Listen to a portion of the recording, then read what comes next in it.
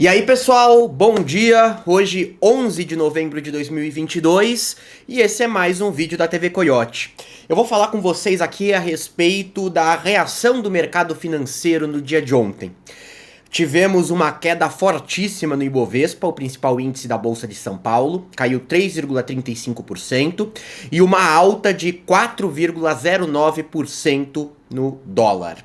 E isso está sendo colocado por boa parte da imprensa como motivado por um pronunciamento que o Lula fez logo pela manhã no Centro Cultural Banco do Brasil, lá em Brasília, onde está sendo organizada a transição de governo. Também é colocado nas costas do fato de que Guido Mantega foi anunciado como um dos responsáveis pela área de planejamento nesse governo de transição. O mercado financeiro, né, teria ficado indignado com o que o Lula disse e com a colocação do Mantega, e por isso teria afugentado investimentos e tanto mais. Bom, gente, vamos primeiro pegar aqui um ponto, porque a imprensa está tratando com uma certeza que não me parece correta sobre os motivos que levaram a essa reação do mercado. E eu digo isso com base nessa... Ó, montei para vocês aqui. Aqui é o gráfico do dólar se movimentando ontem. Eu coloquei uma barra vermelha, uma verde e uma azul. A vermelha é o horário em que foi divulgado o IPCA do mês de outubro, né? Como que ficou a inflação do mês de outubro. A verde é a hora que o Lula falou o que os investidores não gostaram. A azul é na hora em que teve o anúncio oficial da indicação do Guido Mantega. Primeiro ponto, a gente teve uma disparada logo na abertura do mercado, em razão da divulgação do IPCA ou de outros motivos. Foi uma disparada antes do Lula dizer qualquer coisa.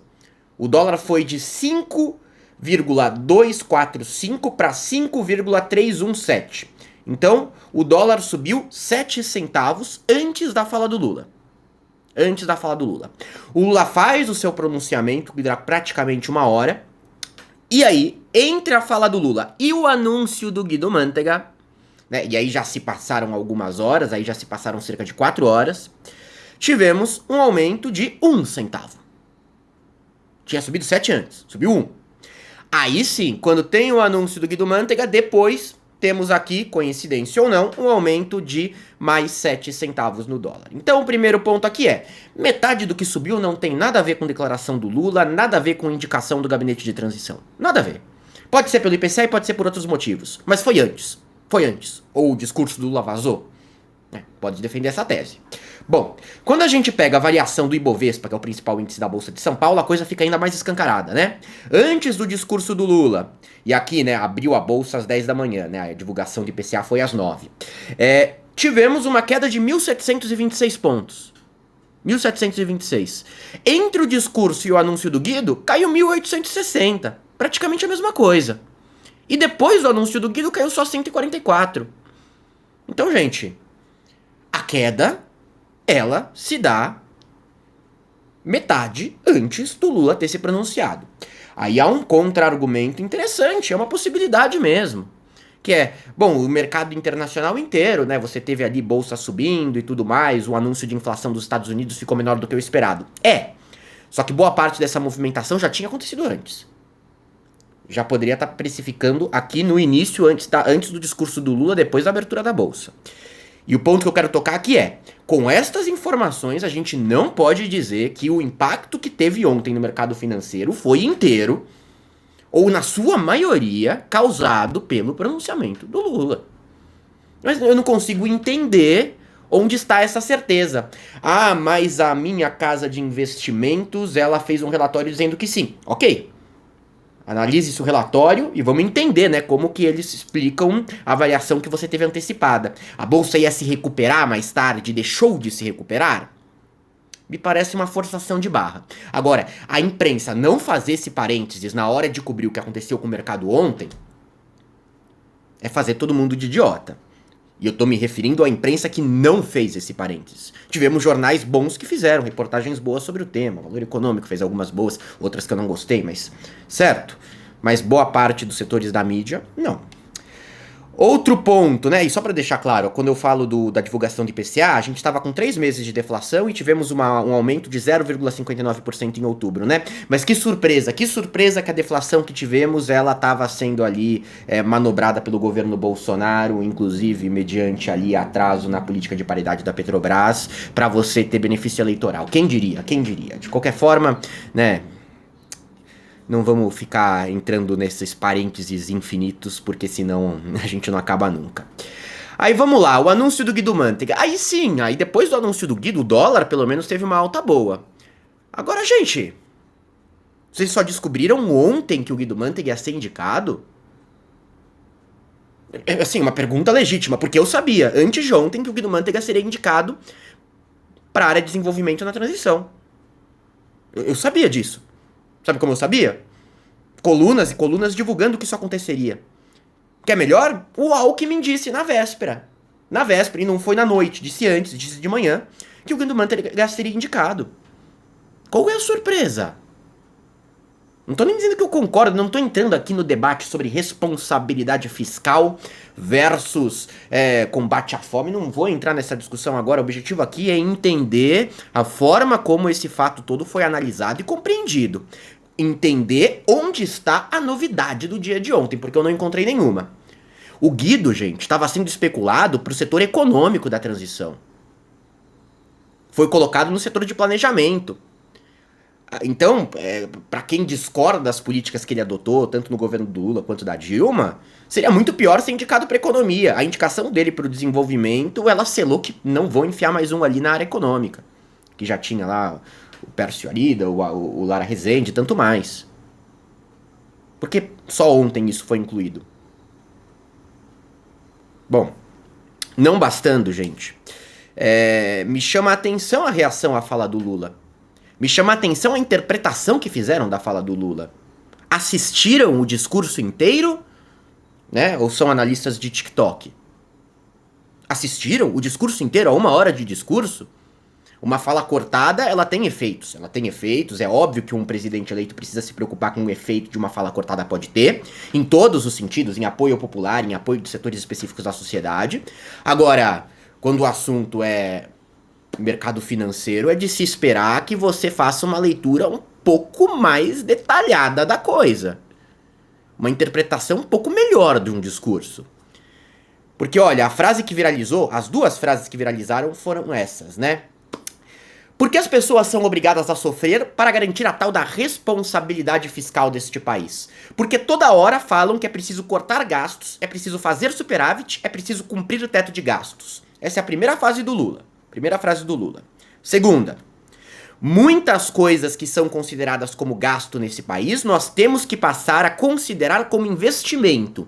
Não é possível que se tenha cortado o dinheiro da farmácia popular por ser preciso cumprir a meta fiscal, cumprir a regra de ouro. Sabe qual é a regra de ouro deste país? É garantir que nenhuma criança vá dormir sem tomar um copo de leite e acorde sem ter um pão com manteiga para comer todos os dias. Essa é a nossa regra de ouro. Realmente, se você pega só essas 2 frases, passa uma impressão de que o Lula tá colocando como coisas opostas, manter, né, uma responsabilidade fiscal, gastar menos do que se arrecada e tudo mais, e do outro lado garantir que pessoas não passem fome. Se você pega aí um economista de linhagem mais liberal, ele vai dizer que não, uma coisa ela tá inclusive atrelada à outra. E repito, eu não tô entrando nesse debate aqui. Agora, essas frases não resumem a fala inteira do Lula. E digo mais, elas não literalmente dão a entender que ele é contra a responsabilidade fiscal. Olha, cumprir a regra de ouro, ele está se referindo aqui ao teto de gastos. O Lula a campanha inteira falou que é contra o teto de gastos. A campanha inteira falou que ia batalhar para criar uma nova âncora fiscal. Não deixou claro qual era essa âncora. Não deixou mesmo, que nem não deixou agora. Mas que ele é contra essa chamada regra de ouro? Não há novidade alguma. Alguma. E na primeira fala, em que ele realmente deixa aí a entender, né, que porque as pessoas são obrigadas a sofrer para garantir a responsabilidade fiscal. Vamos lá também. Não significa que você é contra a responsabilidade fiscal. Não significa que você é contra. Você pode ser a favor dela, sem fazer com que pessoas sofram em situações excepcionais em que o teto de gastos acaba realmente impedindo. Agora, por exemplo, com a PEC de transição, a reação à PEC de transição. A gente tem um teto de gastos, tem um orçamento pronto para o ano que vem, e a única opção para você poder aumentar o Auxílio Brasil para R$ 600 é a única opção tirada do teto.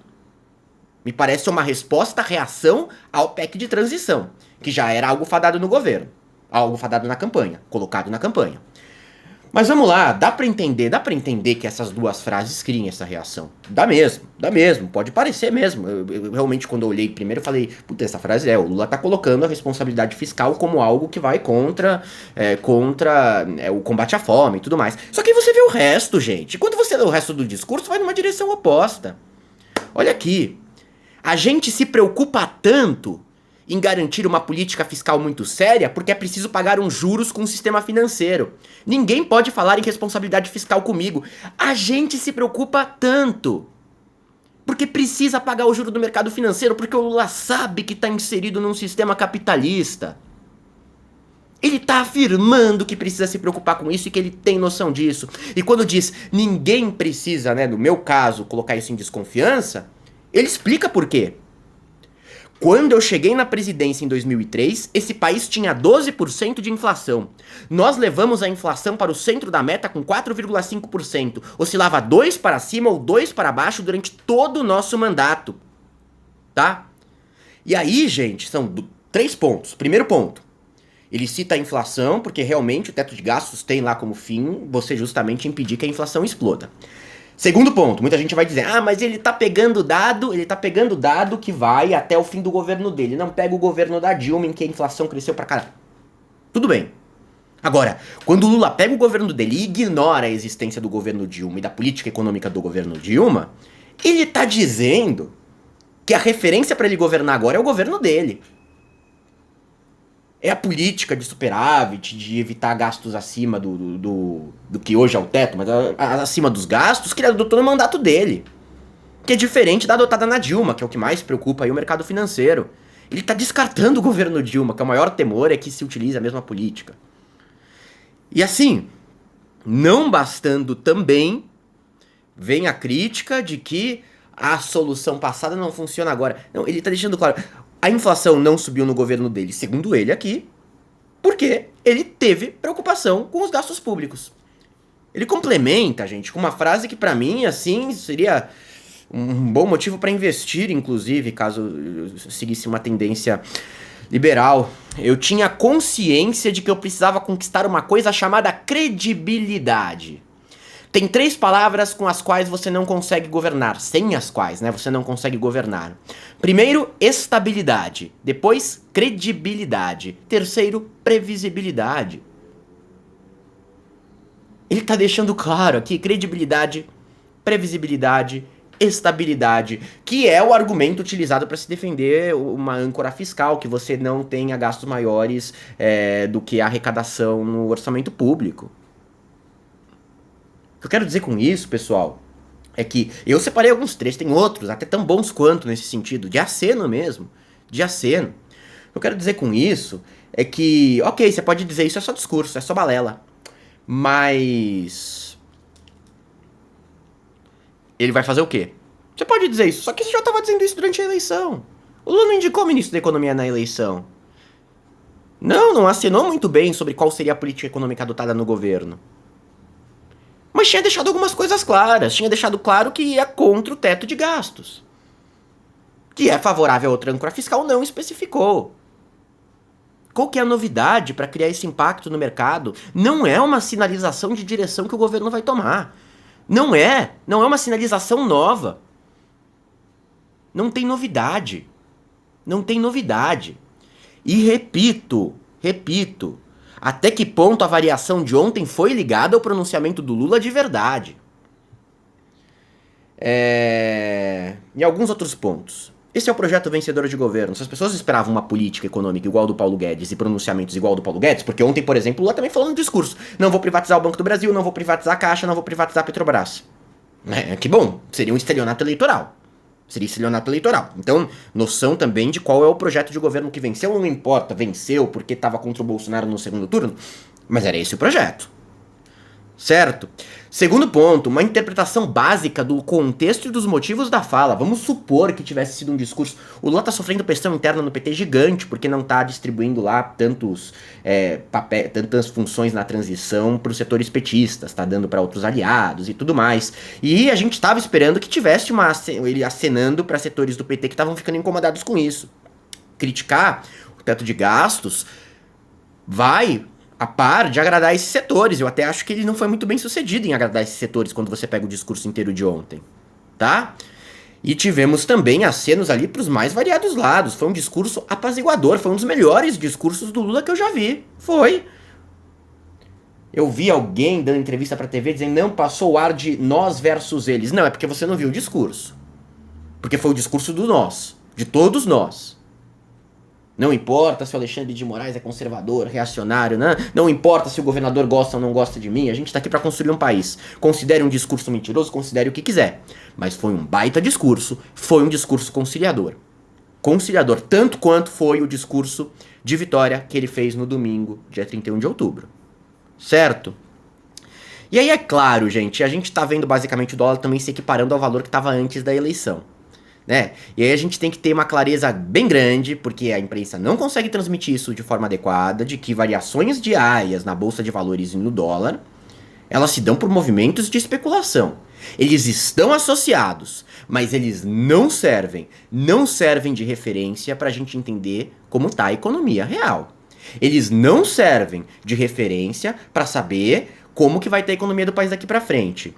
O Lula precisa, em certa medida, dialogar e agradar o mercado financeiro, porque se o pessoal deixar o dólar lá no alto, a inflação sobe e a população inteira sofre. Óbvio. Agora, a gente precisa ter clareza sobre o que é movimento de especulação de última hora, o que é achismo, né? O que é um bando de pirralho recém-formado especulando, ganhando merreca na XP. E o que é, de verdade, investidores se movimentando pensando a médio e longo prazo. Podem ter certeza. Se alguém quiser apostar, eu tô aberto. O dólar vai voltar ao valor que estava antes. Hoje é dia 11, até o final desse mês. Em algum momento, não tô dizendo que vai fechar o mês no mesmo valor. A gente não pode levar esses movimentos especulativos diários como um norte sobre o rumo do país. É que ontem a imprensa estava sem pauta também. Aí precisava colocar isso como, né, um assunto muito importante. Não. Vai ser importante quando o Lula sinalizar de forma mais clara a direção da política econômica. Porque ontem não teve novidade nenhuma. Certo? É isso, gente. Desculpa se perdi o fio da meada. Eu coloquei um monte de coisa aqui no roteiro, nem citei tudo. Mas é porque eu tava bem impaciente mesmo. Então, qualquer momento tô de volta com mais informações. Lembra que pode colaborar com o meu trabalho assinando TV Coyote Play. Se discorda, comenta aqui embaixo também, né? É só ser educado, não ficar xingando. Vamos com calma, vamos com serenidade. A Copa tá começando, momento de se acalmar. Até!